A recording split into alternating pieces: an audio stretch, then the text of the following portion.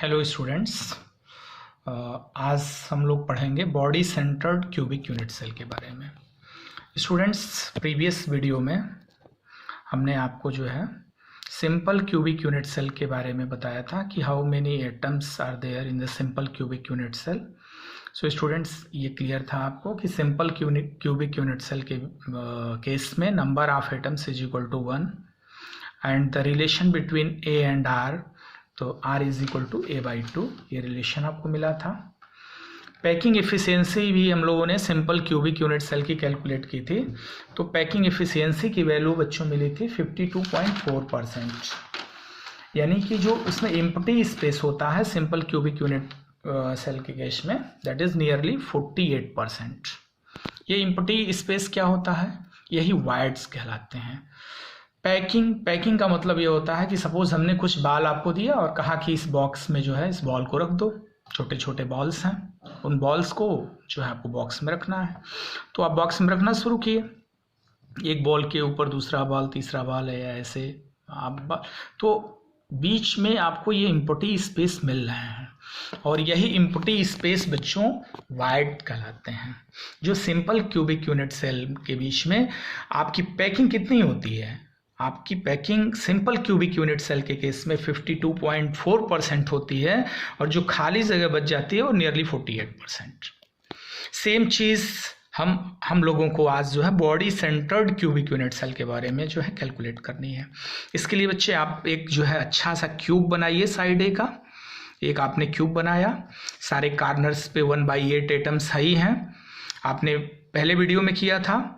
तो इस तरीके से ये सब 1/8 मिल करके ये वैल्यू तो आपकी आ गई 1, और एक एटम्स को आप ऊपर से ऐसे आराम से रख दिए, यहाँ नीचे आके यहाँ पड़ गया सेंटर पे, तो इसको एक प्लस कर दीजिए इस एक एटम को, तो नंबर ऑफ एटम्स की वैल्यू जो आपको body centred cubic unit cell के केस में मिल गई, दैट इज 2। अब बात आती है कि जैसे आप सिंपल क्यूबिक यूनिट सेल के केस में यहाँ से आप बना करके और R और A के बीच का रिलेशंस निकाल लिए थे, R is equal to A/2, तो आप ऐसे ही same body centred cubic unit cell के केस में भी आपको कैलकुलेट करनी होगी कि what is the relation between A and R। इसके लिए स्टूडेंट्स आप हेडिंग लगाइए कि relation between A and R for body centred cubic unit cell. Relation between A and R for body centred cubic unit cell. और साथ ही साथ आप एक क्यूब बनाइए, ए साइड का एक क्यूब बनाइए, एक साइड का एक क्यूब बनाइए, और उसकी नेमिंग आप कर लीजिए ABCD और EFGH। ABCD और EFGH ये आपने नेमिंग कर ली स्टूडेंट्स। नेमिंग करने के बाद आप जो है इसको आप ज्वाइन कर दीजिए, BC को ज्वाइन कर दीजिए। जो हमने 1/8 की बात की थी ना, 1/8 यही होता है, ये जो जगह होती है दिस इज 1/8। ये फॉर्म कर दो, इधर से भी ये स्पेस होती है, दिस वन इज द ये 1/8 होती है, ऐसे फॉर्म कर दिया। अब यहाँ पे आपका एक एटम यहाँ होता है, एक एटम यहाँ सेंटर पे होता है, यहाँ होता है, एक एटम एक सेंटर पे यहाँ होता है, ये। अब अगर हम इस A से F की वैल्यू हमें चाहिए होगी, ये निकाला है, तो ये देखो ये एक डायमीटर है, यानी 2 रेडियस हैं, तो 2R हो गया। एक R हमको यहाँ मिल गया R, एक R यहाँ मिल गया R, इस तरीके से वैल्यू हमें मिल गई 4R, यानी A से F की वैल्यू हमें मिल गई 4R। स्टूडेंट्स, हमें A और R हमारा जो टारगेट है वो हमें फाइंड करना है BCC के केस में A एंड R का रिलेशन। इसके लिए कंस्ट्रक्शन आपको करना होगा, F और D को आप ज्वाइन कर दीजिए, और इसी ट्रायंगल को FED को, इस ट्रायंगल को आप ले लीजिए।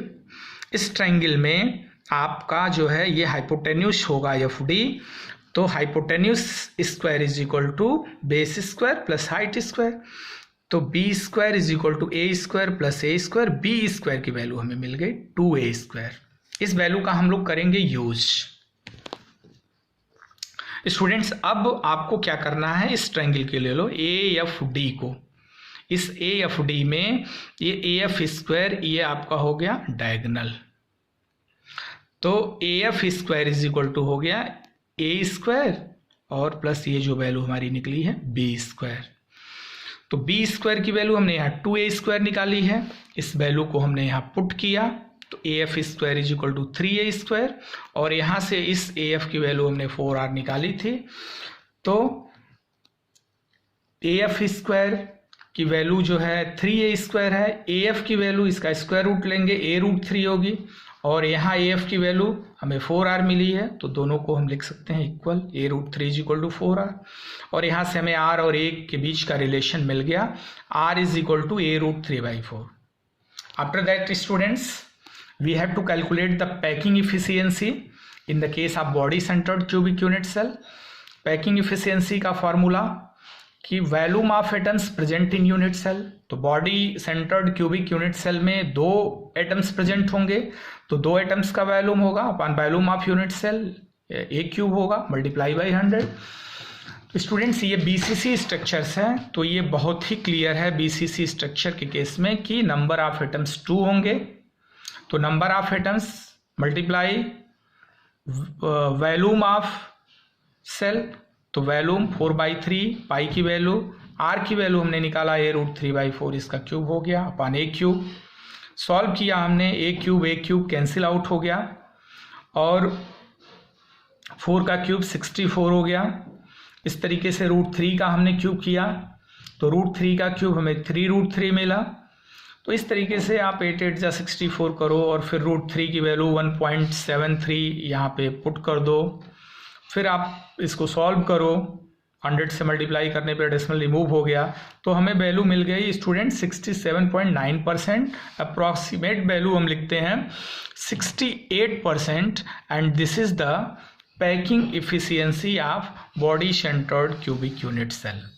सो स्टूडेंट्स ये बहुत इम्पॉर्टेंट है कि हम पैकिंग एफिशिएंसी को याद रखें, A और R के बीच का रिलेशंस याद रखें। तो अभी तक जो हमने आपको बता दिया, अभी तक हमने आपको सिंपल क्यूबिक यूनिट सेल यानी एक SCC simple cubic unit cell के बीच का relation R is equal to A/2 बताया, और body centred cubic unit cell के बीच का relation R is equal to A√3/4 बताया, जिसका इस्तेमाल हम लोग न्यूमेरिकल क्वेश्चन सॉल्व करेंगे तो बहुत अधिक होगा।